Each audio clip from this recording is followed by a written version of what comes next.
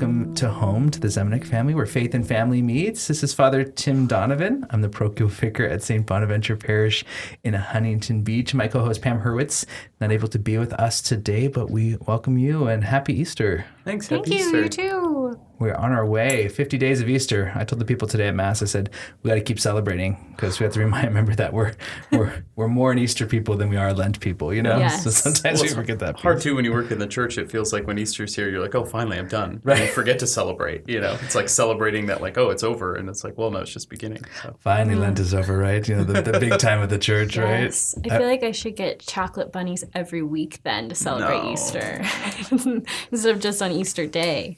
I'm kind of feeling that. Thank you. I got a big old box, a big old kind of basket of candy, and my sister was all about it. She was like, I always wanted an Easter bunny this year, but I didn't get one, you know? So she ended up taking that out of there. So, well, welcome. Just invite you to introduce yourselves and tell us a little bit about your little family.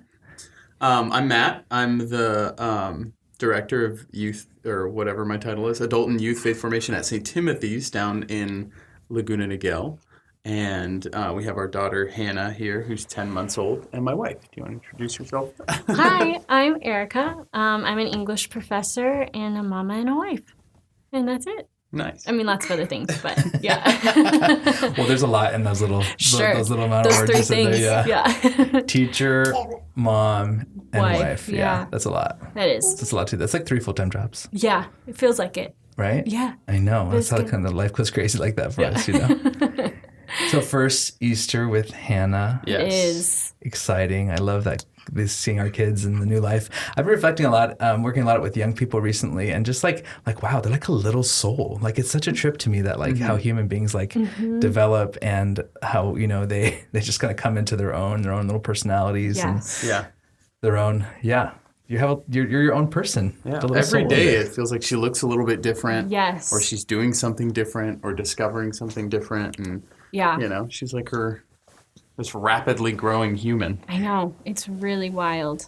the unstoppable the unstoppable energy too, right? Oh my gosh, Yeah. yes. I know, they say you wish you could bottle it so you can, you know, Sell take it. that every once in a while, you know. But you know, at least she sleeps through the night, so Oh, thank God. you know, she can have all the energy she wants during the day. Good. Any memorable moments from this Easter this year? Do you guys do any little hunts or anything? Time with the fam? You know what was really nice? We went to Mass with my parents. They came down, and it was cloudy, kind of like this, and then right when Father was consecrating the host, the sunshine broke through, and it like hit the altar. It was so crazy for me to be there with my family, and then Jesus like right there. It was wild. It was so cool. I love that. So kind of just like, kind of was resurrecting, right? Kind of a Absolutely. thing. Kind of being in through the clouds there. Yes. Yeah. What was funny is Erica told me about that. I was like, I didn't even notice that. Like I had Hannah strapped to me, so I was just and we sit in the front row because we want her to be able to just like see and not get distracted by people. And we find it calms her more. Like she's not as squirmy and all over the place, and it's easier to control her when she's in that little strap thing on one of us. So that's been really good. But Easter, because of the crowds, we had to get there like, 40 minutes early.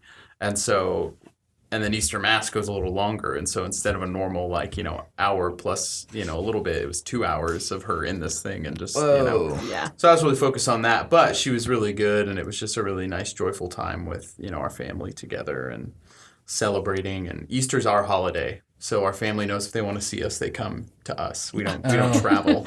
So they all came down though. Yeah. Her parents did. beautiful. My parents did, yeah.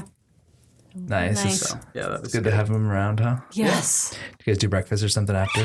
Yeah, we did at our place. Yeah. Yeah, Good. just cooked, didn't go out, just stayed away from the crowds, and I know. I was about introvert energy, exhausted by the time Sure. my Easter masses were over with. I was like, all right, I need a nap now. And then I went and gosh. saw my family afterwards, which is a super gift, which I love. I mean, that's like your marathon time, Holy Week, and then Easter. It just must be insane. I can't imagine. Yeah, I was up till about midnight finishing up the vigil and like that kind of thing. And then I was up at 4:30 again for the 6 a.m. mass. Wow. So I really felt like I was there with the Lord, resurrecting, I normally tell people that Jesus is asleep at 6 a.m. when I have the 6:30 morning mass. But I guess it said that they came early in the morning while it was still dark. So I guess he was awake by then anyway. Sure. So he's already resurrected, I love this time of Easter and the readings that we get presented with every year. They're the same for the first few weeks through the Gospels, at least. And they're just powerful readings that have so much. And then like this Sunday was, Thomas touching the wounds of Jesus, the glorified, resurrected wounds, and him offering his peace to people who he should have been like, where have you been? Why were you doing this? But instead he like restored them. I see a lot of restoration happening in the readings during this time of Easter. And this upcoming Sunday is this beautiful encounter between Peter and Jesus. Peter, of course, as stubborn as he is, which is like my patron saint, stubbornness, Same. I love St. Peter for those reasons. Right. It gives me hope that Jesus doesn't give up on me, Right.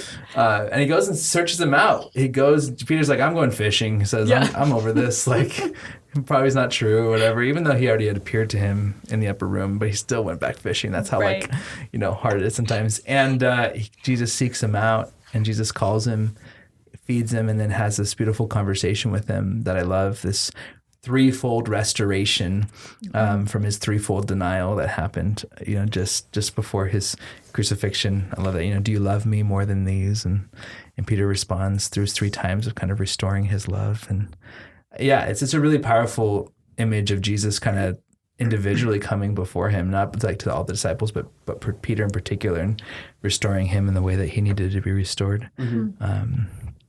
I love that. Going back, he talks about right before the Last Supper, Jesus tells him, he says, you're going to betray me. He says, but when I restore you, he says, I want you to use all that to strengthen your brothers, to encourage them, to lift them up. And I imagine how much strength he got from that exchange,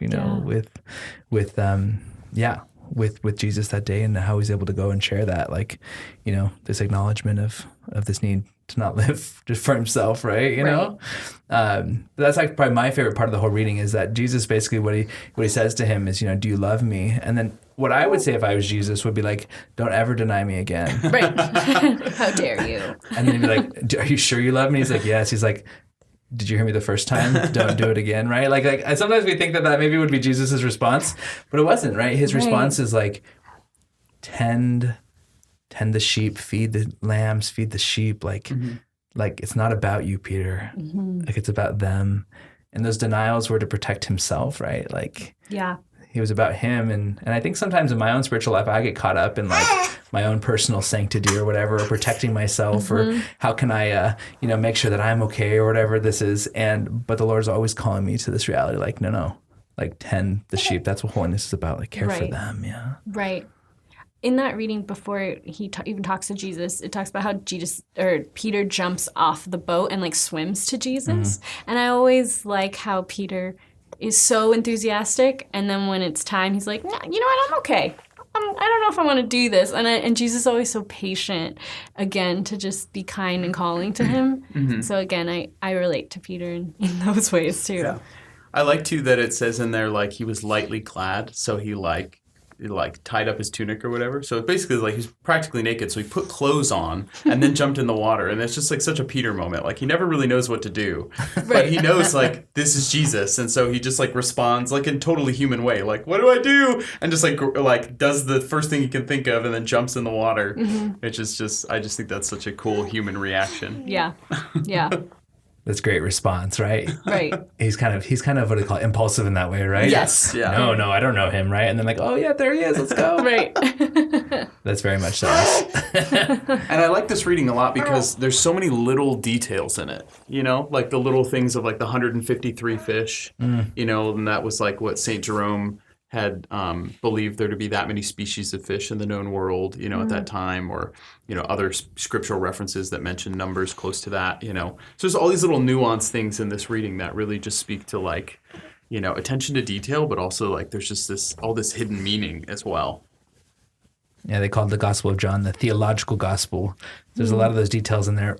They all have like a very distinctive meaning in there. Yeah. Right. Being like the catch was of all of everyone, Yep. right? It was supposed to mean like every single fish got caught. Yep. Not, Right. and so there wasn't going to be anybody outside that catch that Jesus's catch was of all of humanity through his passion, and I think he wants to kind of communicate that to us too. Yeah. And the post-resurrectional kind of thing is go out to all nations and baptize them. Like this is the call that's going to come in a couple weeks.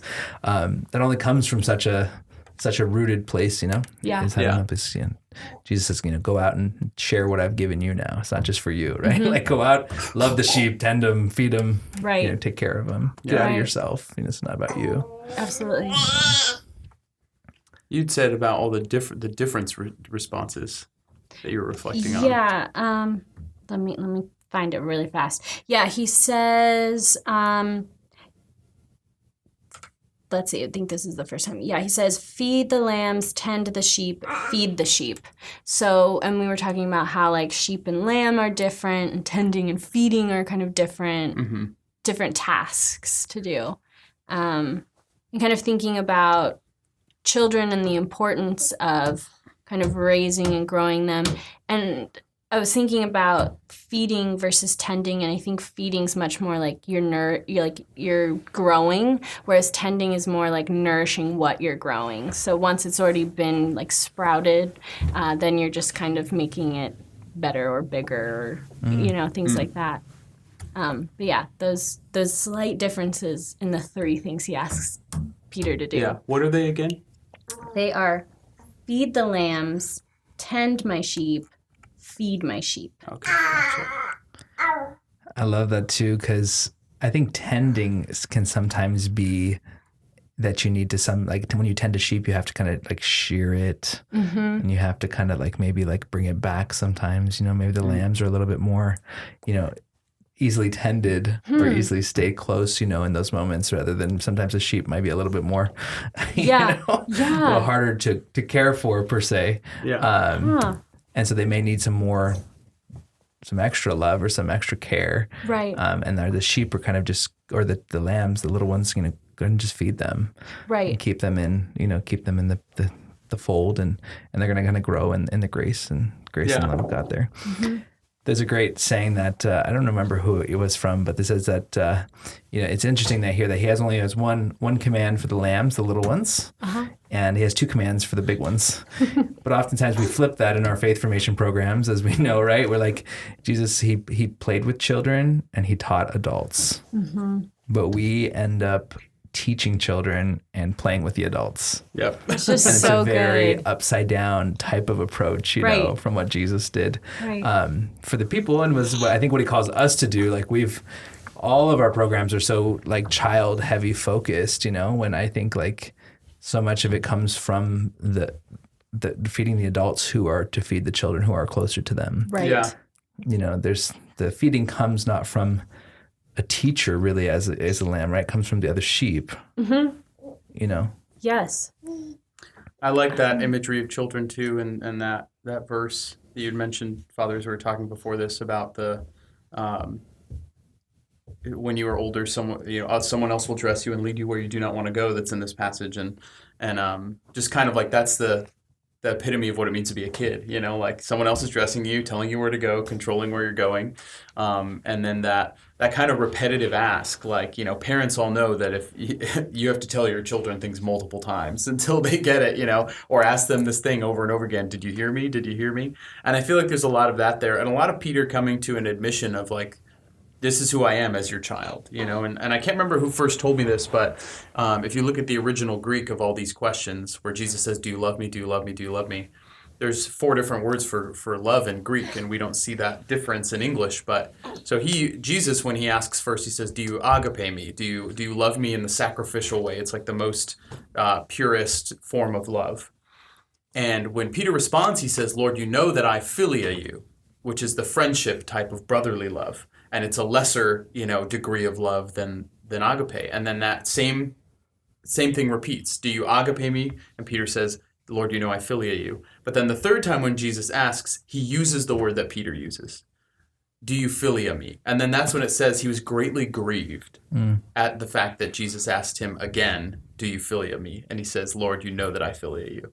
And I just think that, like, yes, there's this pain there sometimes when we recognize that we can't respond, or we're not maybe being willing to be transformed in the way that Jesus is offering us.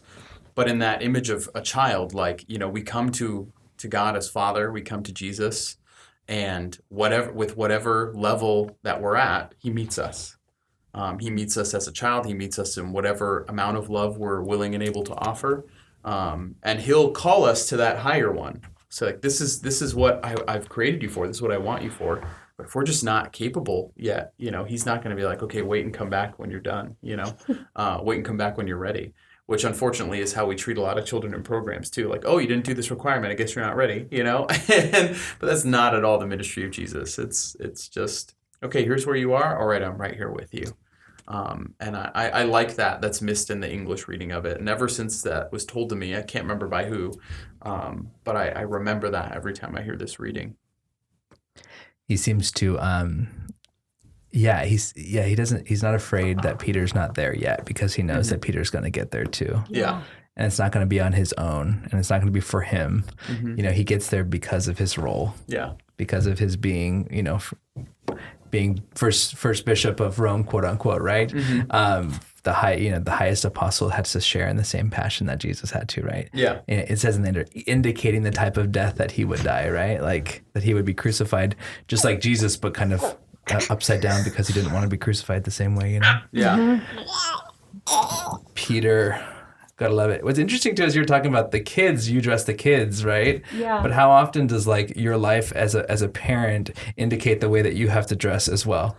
Or the things that you can't have or buy, because your resources are directed toward this one, and even my life as a priest, right? Like I don't get to choose what I wear every day, right? Like I get to put on these clothes and I get led places maybe I don't want to go sometimes, or into assignments that are difficult, and being able to, in that, seeing an opportunity of love, an opportunity for that agape, like you said, that self-sacrificial love. Yeah. It's a lot harder maybe to see when we're just kind of living with our self-focus. Maybe it's like, I can wear whatever I want. I can go wherever I want. I can do whatever I want. Right. And I think in these sacraments of service, marriage and the religious life, like they're really directed toward that. Like this is God's built-in call into our lives to live for someone else and not for ourselves. Like I think kids are like God's way of teaching us his love. Oh, absolutely. And like when I have people, like there's people I don't like, but I still have to love them. Yeah. Like I'm pretty sure that's the way God feels towards most of us, like, and then knowing what that looks like, I had to go, I don't know if I shared this on here before, but I had a lady this is my Christmas gift from her. She comes out and calls me fat right after Mass, right? And I'm like, what is that? What? So anyways, about 2 months later, they call, and she's in the hospital dying, from pancreatic cancer. And here I am, Father, right? Like, I'm like, ooh, how I would love to not go anoint this lady right now, just to stick it back to her, right? But of course I went. I was like, no, like, I don't have to like you, but like, God commands me to say no to myself so that I can bring you his grace, so I can love you in this needing moment. And so I went, of course, and it was just a moment where that came very like poignant to me. Like, I don't have to like my sheep, but I got to love them. I got to feed them. I got to tend them. I got to take care of them. Because that's what sanctity is about. It's not about me feeling good about this ministry or my life as a priest or as a parent, but it's like about saying, okay, Lord, like, I know that through this self-sacrificial love that it hurts even sometimes to do, like, this is the way you're going to make me holy. Right. Not through like a self-preservation, self-focused type of a thing. Yeah. Yeah. That's interesting too with like sheep.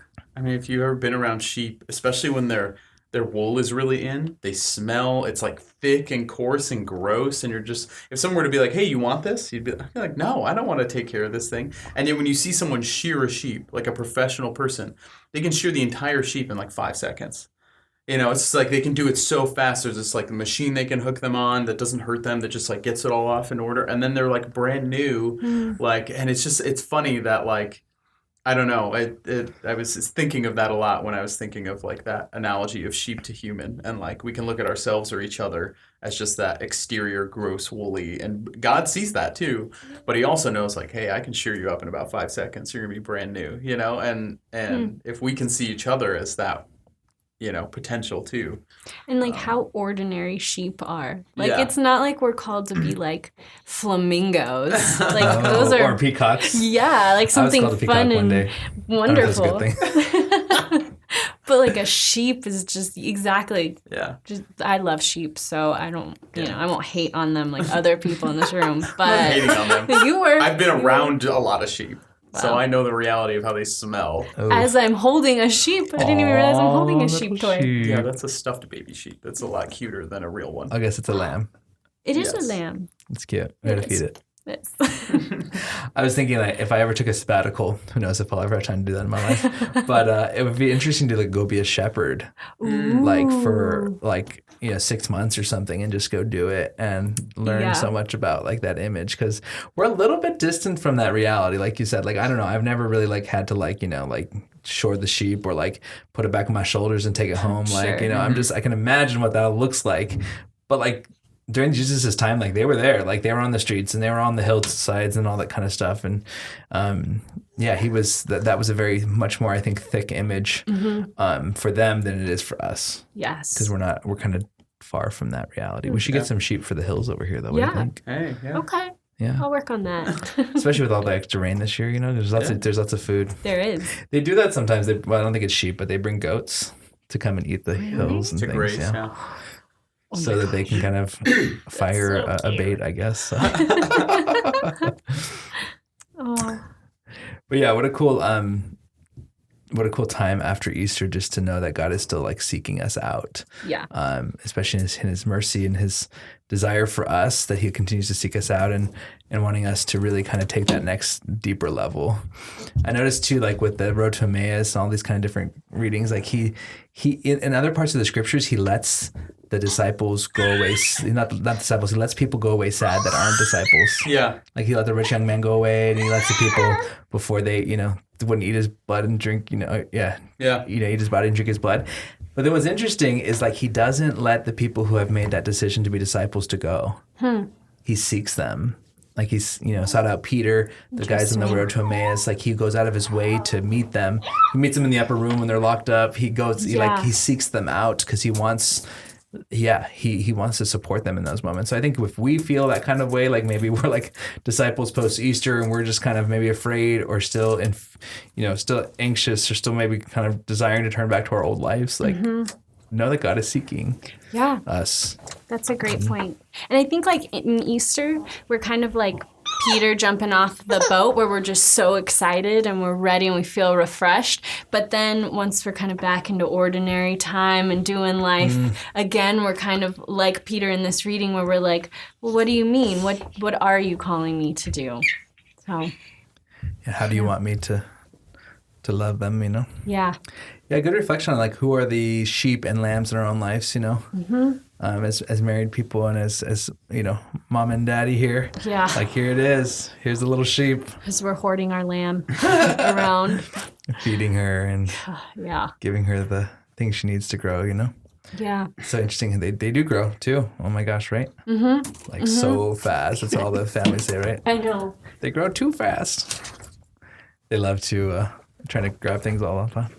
Actually, even putting everything in the mouth stage. Yes. You have to watch them every minute, right? And if you say you're not supposed to have it, like the basket she's been obsessed with this whole time, she wants it even more. Well, she really wanted this piece of paper that's inside of it. Which is, Now we got it. So The yellow, but yeah, now you're happy, huh?